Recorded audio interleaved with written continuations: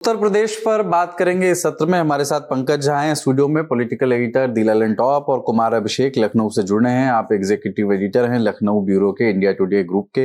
एक पृष्ठभूमि थोड़ी सी बता दूं कि इस बातचीत की शुरुआत अपन कहां से करेंगे। दो चीजें हुई हैं। एक तो 18 जनवरी वाली घटना, माघ मेला में अभिमुक्तेश्वरानंद बनाम मुख्यमंत्री योगी आदित्यनाथ वाला जो मसला हुआ, उसमें एक बटुक की चोटी खींच करके उसकी पिटाई की गई, और फिर लंबे समय तक एक उप मुख्यमंत्री ब्रजेश पाठक कुछ नहीं बोले, और उन्होंने फिर एक अचानक बयान दिया कि चोटी नहीं खींचनी चाहिए थी, महापाप लगेगा। उसके अगले ही दिन जब उन्होंने बयान दिया, उन्होंने फिर 101 बटुकों को बुला करके उनका पूजन सम्मान का कार्यक्रम किया। एक तो ये कि डैमेज कंट्रोल भी माना जा सकता है, कोई राजनीतिक लड़ाई हो भी या नहीं भी। लेकिन दूसरा महत्वपूर्ण यह है कि टाइम्स नाउ नव भारत एक चैनल है, एक चैनल पर पत्रकार सुमित अवस्थी से बातचीत जिस तरह से निकली, सुमित अवस्थी उनसे ये कहते हैं कि आप जिस ब्रजेश पाठक से कि आप जिस टीम के सिपाही हैं, वो व्यक्ति एक ही टीम में रहा, योगी आदित्यनाथ, नरेंद्र मोदी, दोनों लोग। इस पर ब्रजेश पाठक कहते हैं कि देखिए, हमारा मुंह मत खुलवाइए, अपनी टीम को कहिए कि रिसर्च ठीक से कहें। बोले बोलिए ना, आप किन के बारे में बात कर रहे हैं, आप नरेंद्र मोदी के बारे में बात कर रहे हैं, किन के बारे में? बोले नहीं नहीं, आप, मैं ज्यादा नहीं कहूंगा, आप बस रिसर्च अपनी ठीक कीजिए। और फिर वो कहते हैं कि नहीं, आप योगी आदित्यनाथ के बारे में बात कर रहे हैं। तब उप मुख्यमंत्री ब्रजेश पाठक कहते हैं कि जो सेकंड नाम आपने लिया उसके बारे में बस मैं ये कहूंगा कि आप ज्यादा मत कहलवाएं, पर अपनी रिसर्च ठीक करें। मेरे नेता से मेरा पंगा क्यों करा रहे हो भैया, अपनी रिसर्च ठीक करो। इसके मायने ये निकाले गए कि मुख्यमंत्री योगी आदित्यनाथ के एक अपने उप मुख्यमंत्री केशव प्रसाद मौर्य से तो अच्छे संबंध नहीं थे, ब्रजेश पाठक से भी संबंध मधु संबंध रहे हो या नहीं रहे हो, पर जग जाहिर नहीं होते थे उतने। पर अब ये ऐसा लगा कि ब्रजेश पाठक चुनाव से कुछ समय, अभी ज्यादा समय नहीं बचा उत्तर प्रदेश चुनाव में, पर ऐसा लगा कि क्या उतर कर खुलकर मैदान में आ गए हैं। इसकी अलग अलग तरीके से व्याख्या हो रही है कि क्या ब्राह्मण जो इस घटना से नाराज हो सकता है, उसके लिए पहले से डैमेज कंट्रोल के तौर पर एक चेहरा उभारा जा रहा है, या योगी आदित्यनाथ के खिलाफ किसी तरह की लामबंदी की कोशिश है। पंकज जी, आपसे शुरुआत, कैसे ये अचानक ख्याल ब्रजेश पाठक को आया? घटना को समय हो गया है, बटुकों का सम्मान अचानक किया जाए 101 बटुकों को बुला करके, ये यूं ही तो नहीं आया होगा, किसी को तो भरोसे में लेने के बाद ये फैसला लिया गया होगा। देखिए, उड़ीसा में एक मुख्यमंत्री होते थे नवीन पटनायक, लंबे समय तक रहे। मैं उनका जिक्र इसीलिए कर रहा हूं क्योंकि यूपी की घटना से ना मुझे बहुत कुछ कॉमन फैक्टर जैसा जुड़ता हुआ दिख रहा है। अच्छा। और नवीन बाबू राजनीति में ना संयोग से आए, फिर बाद में उन्होंने जो प्रयोग किए, उस एक बात वो कहते थे जब फैसला लेते थे कि कोई भी फैसला लो ना, उसकी टाइमिंग बिल्कुल परफेक्ट होनी चाहिए, तभी आपका डिसीजन जो होता है वो बिल्कुल सही कहलाता है। आप खुद कह रहे थे 18 जनवरी को ये सारा विवाद हुआ। उसके बाद देखिए कि यूपी की जो योगी सरकार है उसमें 7 ब्राह्मण चेहरे हैं।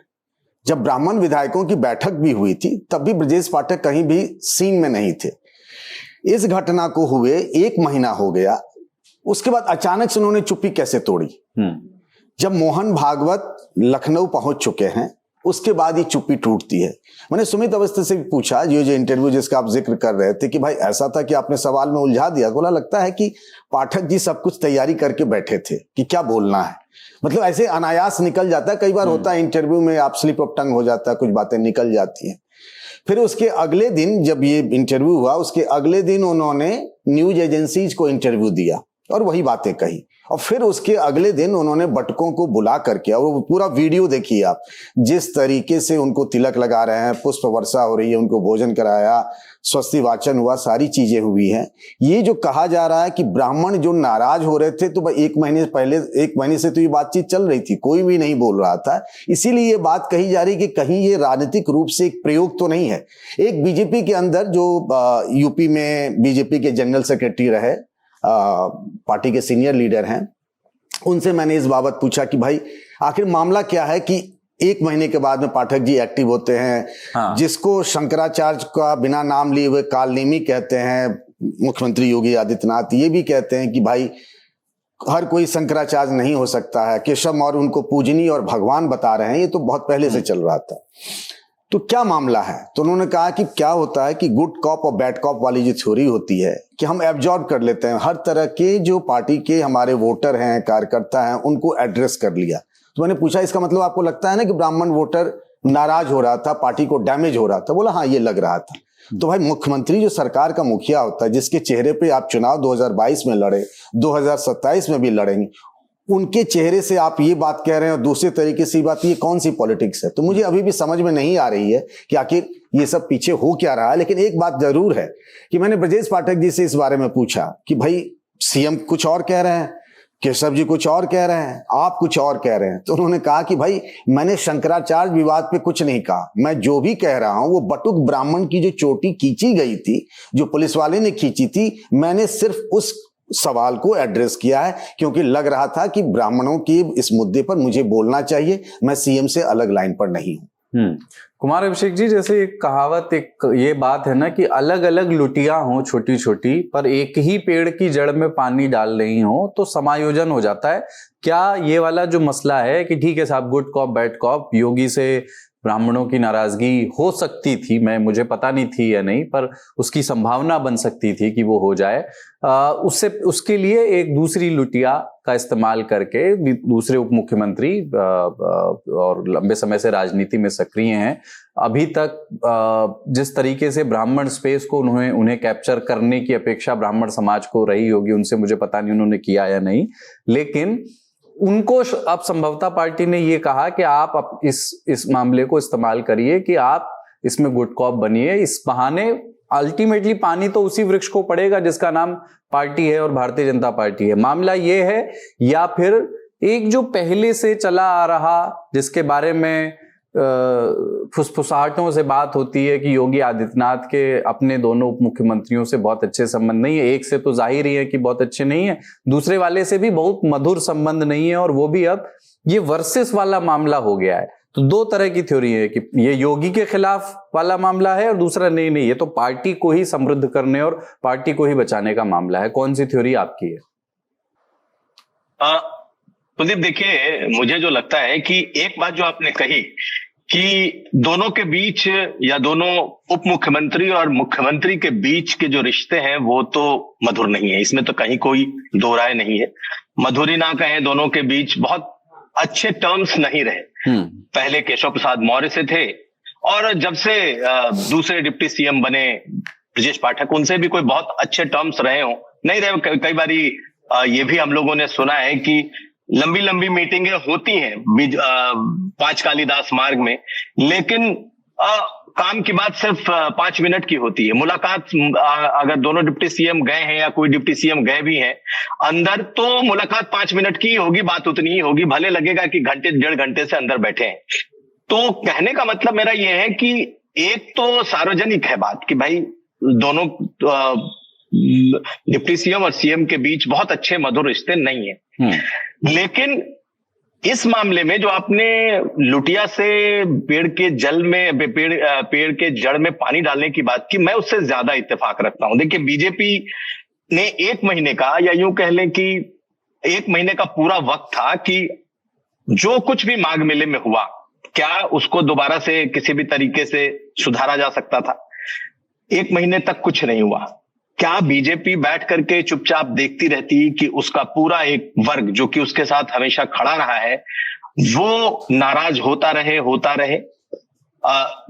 नाराजगी के कई और बीच में पहलू आए। आपने देखा होगा कि यूजीसी का भी बिल आया, उस पर नाराजगी, वाराणसी में मणिकर्णिका घाट वाली नाराजगी, और उसके बाद ये जो चुटिया वाली नाराजगी है, बटुक की चुटिया पकड़ के पिटाई करने वाला, या फिर शंकराचार्य मुक्तेश्वरानंद के साथ जो पूरा प्रकरण हुआ, जो मैं समझ पा रहा हूं, जो मैं सेंस कर पा रहा हूं, वो यही है कि ये कहीं ना कहीं बीजेपी ने एक ट्रैक टू डैमेज कंट्रोल का एक रास्ता चुना है, जिसे हम कह रहे हैं कि सब अल्टीमेटली बीजेपी को ही संचित करना है। क्योंकि एक बात तो बिल्कुल फैक्ट है कि मुख्यमंत्री योगी आदित्यनाथ और शंकराचार्य और मुक्तेश्वरानंद, इन दोनों के बीच कोई गुंजाइश नहीं है कि किसी तरह का कोई पैचअप हो जाए। मुख्यमंत्री ने सदन में साफ कर दिया कि वो मुख्यमंत्री, उन्हें शंकराचार्य मानते ही नहीं। और ये मुख्यमंत्री सिर्फ मुख्यमंत्री नहीं है, ये देश के नाथ संप्रदाय के सबसे बड़े पीठाधीश्वर हैं। नाथ संप्रदाय का पीठ सिर्फ गोरखनाथ पीठ तक या फिर गोरखपुर तक सीमित है, ऐसा नहीं है। देश भर में, यहाँ तक कि विदेशों में भी नाथ संप्रदाय के लोग फैले हुए हैं। तो इनका बहुत बड़ा खुद का पीठ है, और ये तमाम जो मठाधीश कह लें या जो पीठाधीश्वर हैं, जो शंकराचार्य हैं, उनको बहुत अच्छी तरीके से जानते हैं, या यूं कह लें कि सबके नस नस पहचानते हैं। तो पॉइंट ऑफ नो रिटर्न पर इनके और शंकराचार्य के बीच का जो विवाद है वो है, रिश्ते बेहद खराब है। लेकिन क्या इनके रिश्ते के खराब होने की वजह से जो एक ब्राह्मण वोटों में एक नाराजगी है, क्या उसे बढ़ने दिया जाए? मुझे लगता है कि बीजेपी ने यहाँ एक जिसे कहते हैं बड़ा केयरफुली क्राफ्टेड एक जो तरीका होता है वो चुना है। निश्चित तौर पर जो पंकज कह रहे थे कि जिस वक्त मोहन भागवत लखनऊ में है, उस वक्त बैक टू बैक मुलाकातें होती हैं, आधा घंटा 35 मिनट की मुलाकात मुख्यमंत्री से, फिर दोनों उप मुख्यमंत्रियों से तकरीबन 15-15 मिनट। तो ये पूरा का पूरा जो ब्रजेश पाठक ने एक दिन पहले 2 दिन पहले किया, मुझे लगता है कि ये उस एनिमी स्पेस को वापस लेने की है। यानी कि जिस पर अब अखिलेश यादव पॉलिटिक्स कर रहे हैं, जिस बटुक ब्राह्मण, जिस शंकराचार्य, जिस ब्राह्मण के मुद्दे को लेकर के अखिलेश यादव बीजेपी पर निशाना साध रहे हैं, कहीं ना कहीं ये बीजेपी ने खुद उस स्पेस को लेने की शुरुआत की है, और इसमें आगे किए गए हैं ब्रजेश पाठक निश्चित तौर पर 1 महीने से क्या कर रहे थे, जो पंकज ने कहा 1 महीने से तो कोई कुछ नहीं बोल रहा था। लेकिन यहां भी 2 बातें दिखती हैं। एक तो बीजेपी का ये प्लान दिखता है कि चाहे जो हो, ब्राह्मणों की नाराजगी दूर होनी चाहिए, नंबर 1। दूसरी बात, ब्रजेश पाठक भी चूंकि ब्राह्मणों का एक बड़ा वर्ग है जो लगातार ये कहता है कि भाई आप हमारे नाम पर हमारे फेस तो बने हुए हैं सरकार में, लेकिन आप करते क्या है, क्या कर रहे हैं जब ये चीजें हो रही हैं। तो उन्हें ये एक मौका दिखा है, और इस मौके पे वो चाहे योगी से टकराना पड़ जाए, अपनी ही सरकार से टकराना पड़ जाए, तो उन्होंने एक सेंस दिया है कि देखो भाई मैं यहां तक टकराने को तैयार हूं। लेकिन अगर आप पूरे घटनाक्रम को पिछले 3-4 दिन का देखें, तो उस पूरे घटनाक्रम में मुख्यमंत्री योगी आदित्यनाथ को लेकर के उन्होंने कोई बात नहीं की। अलग बात है कि जिस शो की चर्चा हो रही है उसमें उन्होंने कुछ बातें कही हैं, लेकिन ये ऐसे तेवर है जो आज तक उन्होंने कभी दिखाए नहीं। ये भी बात फैक्ट है कि ब्रजेश पाठक निश्चित तौर पर एंटी कैंप ही माने जाते रहे हैं मुख्यमंत्री के, लखनऊ से लेकर दिल्ली तक। इसीलिए लखनऊ और दिल्ली दरबार की भी एक कल्पना है। तो मेरा मानना यही है कि ये पूरा जो कुछ भी है, ये बीजेपी को वापस अपने वोट बैंक को पाने का एक प्लान है, जिसे बीजेपी ने ही मुझे लगता है कहीं ना कहीं किसी स्तर से इसको हवा दी है। हाँ, दिल्ली से संभवतः ये किया गया होगा। एक बात मैं ये कहना चाह रहा था कि आप देखिए, जब 2017 में योगी आदित्यनाथ को मुख्यमंत्री बनाया गया, तब जो एक ब्राह्मण नेता को डिप्टी सीएम बनाया गया, उनका नाम है दिनेश शर्मा।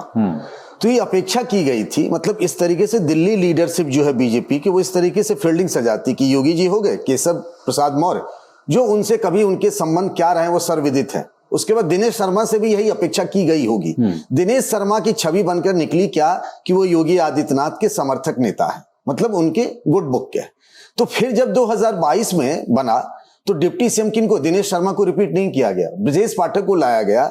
और ब्रजेश पाठक को इसलिए लाया दिल्ली सेंट्रल लीडरशिप ने कि क्योंकि उनके संबंध योगी आदित्यनाथ से वैसे नहीं है जैसे दिनेश शर्मा के थे। तो आप क्या अपेक्षा करेंगे? तो इस तरह की चीजें होंगी और हो भी रही हैं, पर सवाल ये है ना कि नुकसान कितना होगा, नुकसान की भरपाई कितनी होगी। जो सेंट्रल लीडरशिप या बीजेपी के नेता सोचते हैं ना, उस हिसाब से चीजें ग्राउंड पे होती नहीं है। कई बार क्या होता है ना कि हम सोचते हैं जहां, उससे बहुत ज्यादा डैमेज हो भी जाता है।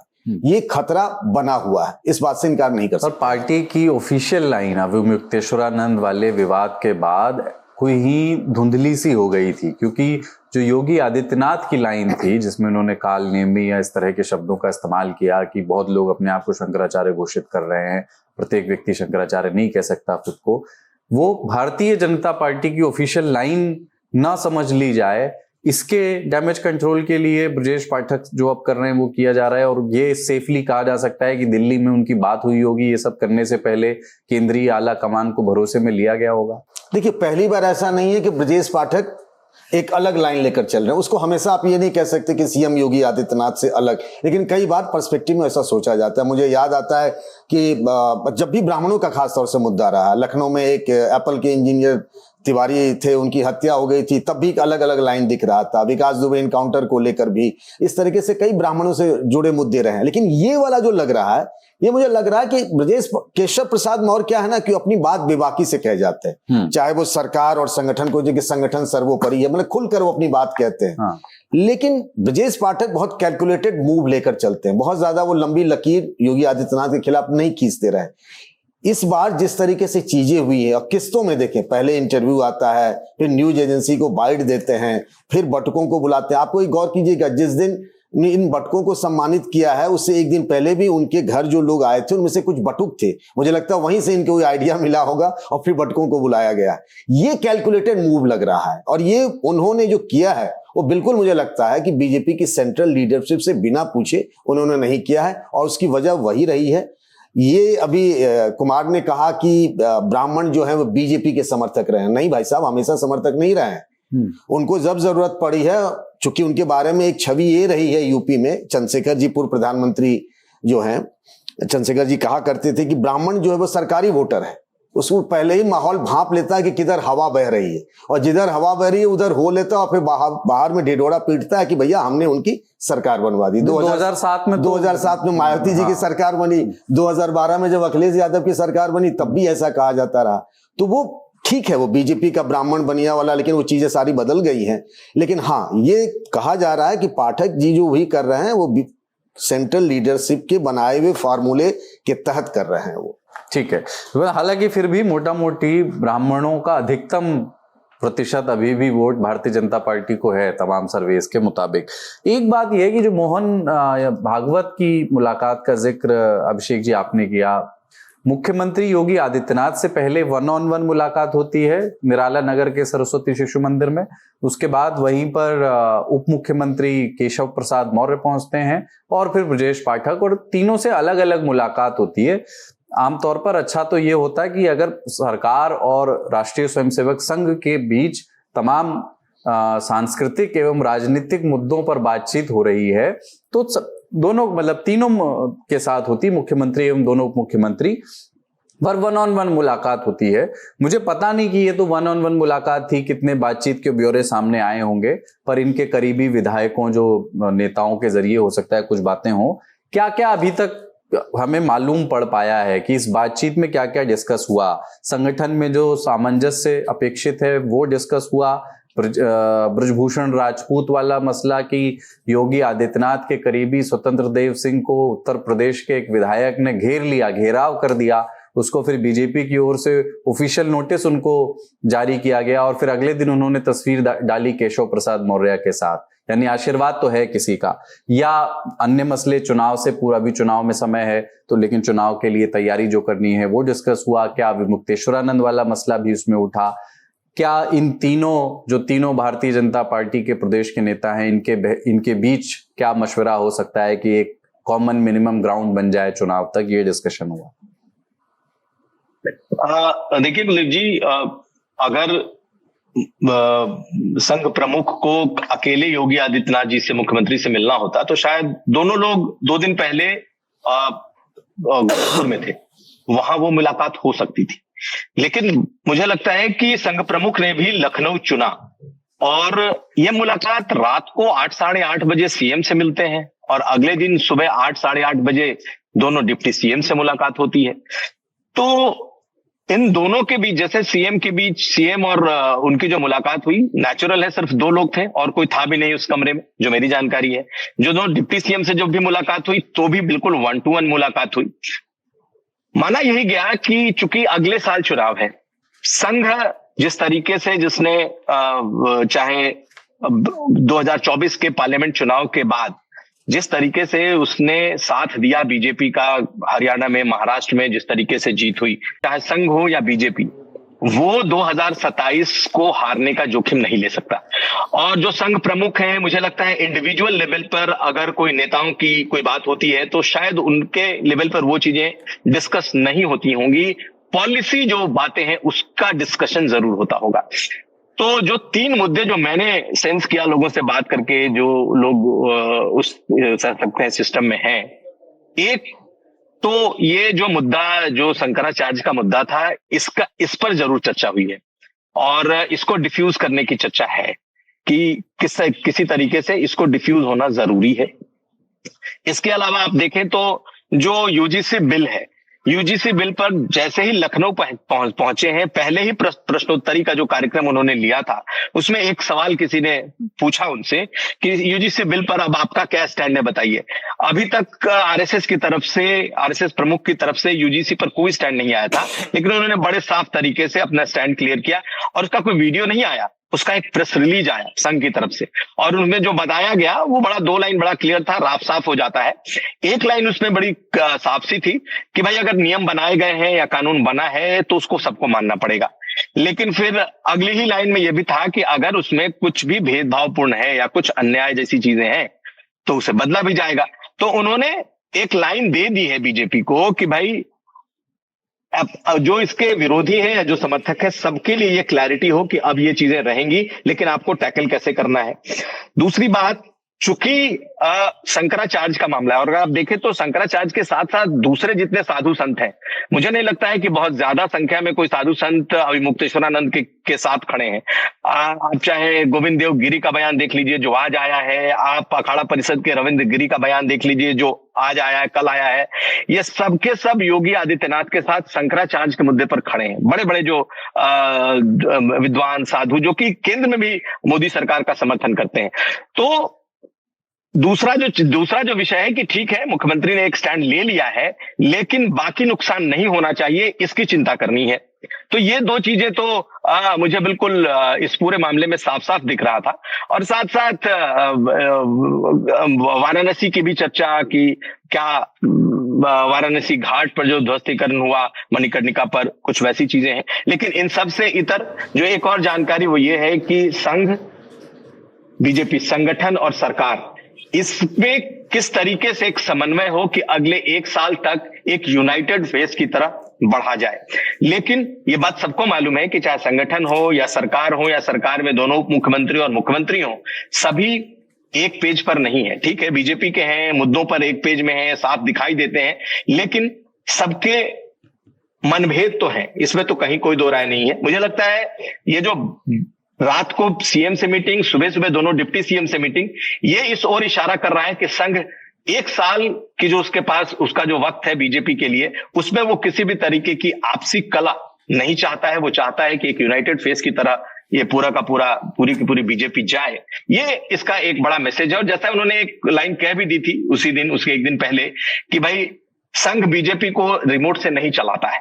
तो कुल मिलाकर के मैं जो महसूस कर रहा हूं ये कि एक इन लोगों से भी एक फीडबैक लिया गया है और इनको भी संघ का एक फीडबैक दिया गया है कि संघ क्या चाहता है। पंकज जी, एक मैं हाइपोथेटिकल बात कर रहा हूं, कल्पना में सोचिएगा। आप देखिए, शिवराज सिंह चौहान बहुत पावरफुल चीफ मिनिस्टर रहे, कितनी बार वो जीते। उनके रहते मध्य प्रदेश में एक दुर्भाग्यपूर्ण घटना हुई अनुसूचित जनजाति के एक व्यक्ति के साथ, और अब शिवराज सिंह चौहान ने सभी मीडिया कैमरा के सामने उस व्यक्ति को अपने आवास पर निमंत्रित किया, उसके चरण धोए और उस घटना का एक डैमेज कंट्रोल करने की कोशिश की। जो काम ब्रजेश पाठक ने किया है, अगर संभावित नाराजगी हो सकती थी चुनाव में, तो ये काम योगी आदित्यनाथ क्यों नहीं कर सकते थे? वो तो नाथ संप्रदाय के व्यक्ति भी हैं, वहां गोरखपीठ के महंत भी हैं लंबे समय से, उनको सूट भी करता और राजनीतिक तौर पर शायद एक चतुर चाल भी होती।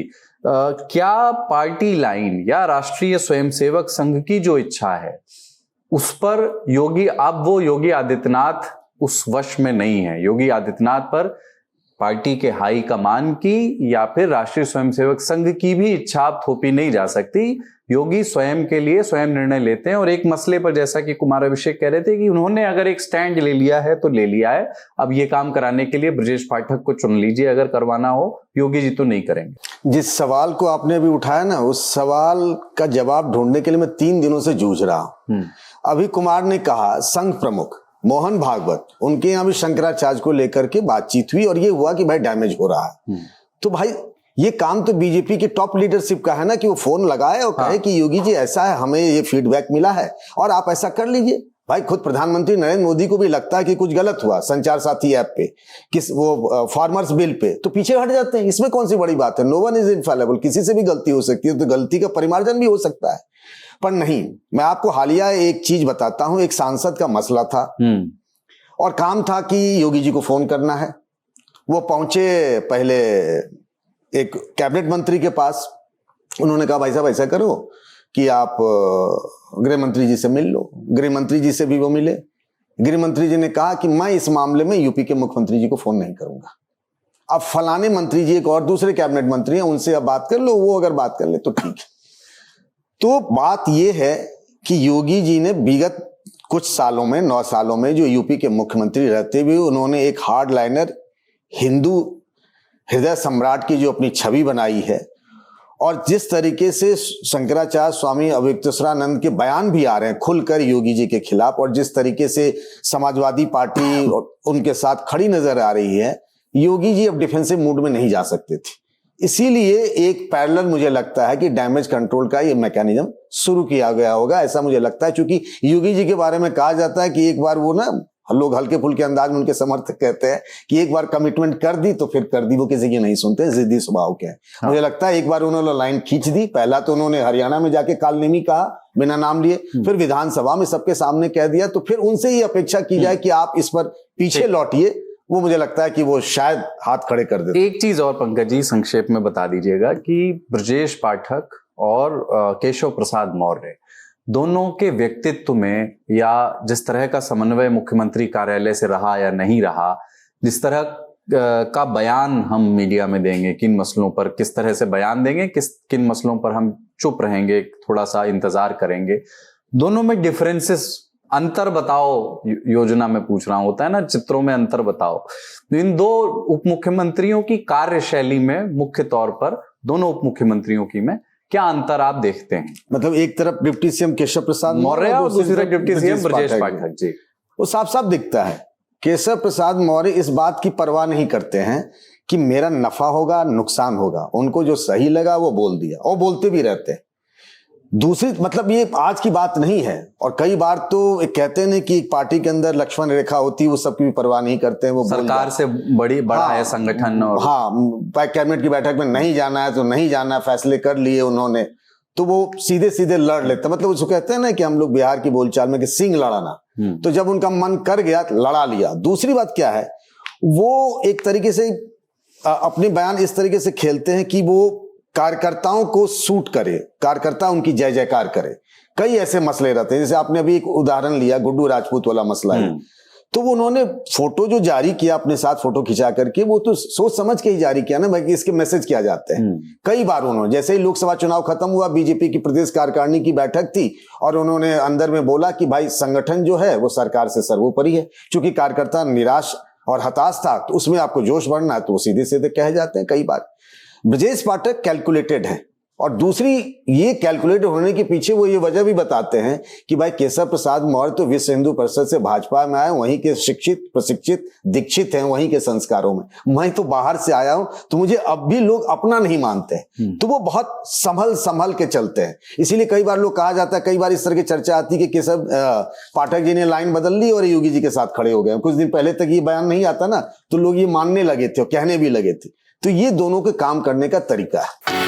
अगर 22 फरवरी को आप लखनऊ में ना यूपी में कहीं भी हैं, तो घर पर बैठना बिल्कुल मना है, क्योंकि 22 फरवरी को आपके शहर में होने जा रहा है लल्लन टॉप यूपी अड्डा, जहां आएंगे आपके फेवरेट स्टार्स। बिना लाग लपेट के होंगी बहुत सारी बातें, बटेंगे लल्लन टॉप के गुलाबी तकिए, और माहौल होगा फुल्ली चार्ज्ड। अब अगर आपको इवेंट के बाद बढ़िया बढ़िया रील्स देखते हुए या जाना चाहिए था वाला फोमो नहीं चाहिए, तो 22 फरवरी को अपने सारे काम धाम छोड़िए और तशरीफ लाइए जुपिटर हॉल, इंदिरा गांधी प्रतिष्ठान, लखनऊ में।